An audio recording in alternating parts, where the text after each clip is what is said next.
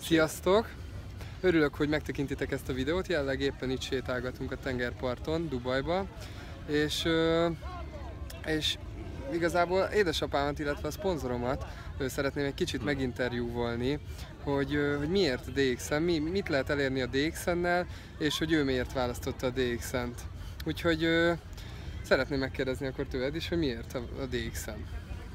Nekem nagyon egyszerű volt a választásom, mert több mint 20 éve a DXN indulása előtt, vagy a DXN-es csatlakozásom előtt én már vállalkozó voltam, és azt gondolom, hogy fölépítettem magamnak egy olyan imidzset azoknak a körében, akikkel együtt dolgoztam, cégvezetőkkel, tulajdonosokkal, igazgatókkal, hogy az én választásom mellett azt is kellett néznem, hogy egy olyan céget válasszak, ahol ez az image nem lerombolódik, hanem tovább fejlődik.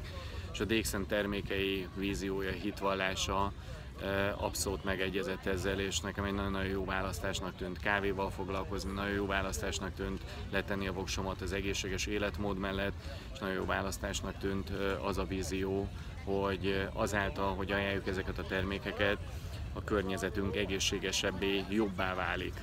Értem, és pár szót mondjál már arról, hogy mit lehet elérni a DXN-nel.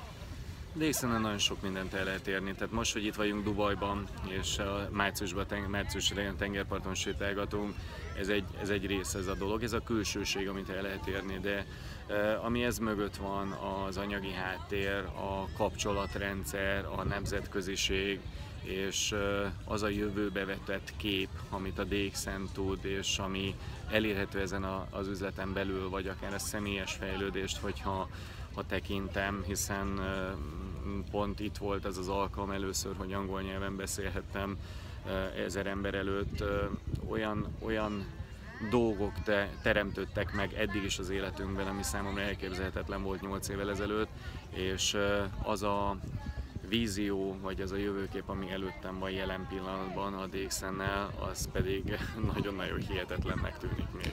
Értem, és még egy pár szót arról mondjál már, Léci, hogy miért ajánlod a fiataloknak a DXN, miért lenne nekik előnyös elkezdeni fiatal korban a DXN vállalkozást?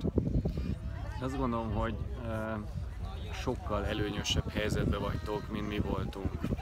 Ilyen fiatalon, tehát és 21 éves vagy, azt a tudást összeszedni és magadba szívni, ami most van, az óriási. Az a nyelvtudás, ami már most nektek megvan, és nekünk meg nem volt, az óriási. Tehát hihetetlen előnybe vagytok.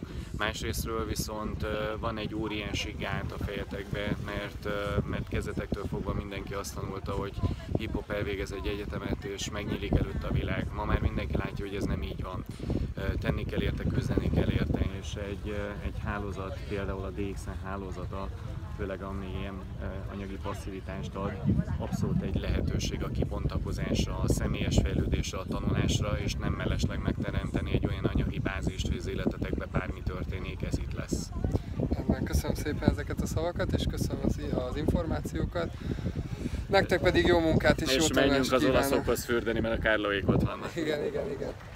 Sziasztok! Sziasztok!